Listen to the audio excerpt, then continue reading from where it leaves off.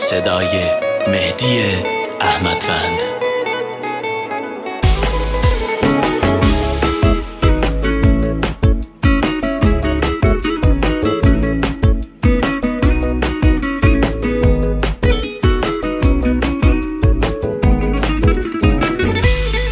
میگن هیچ عشقی تو دنیا مثل عشق اولین نیست، میگذره یامری اما از خیالت رفتنی نیست. تا عشقیش کی مثل اون که پس میزنتت نیست. چه بده تنهاشی وقتی هیچ کسی هم قدمت نیست.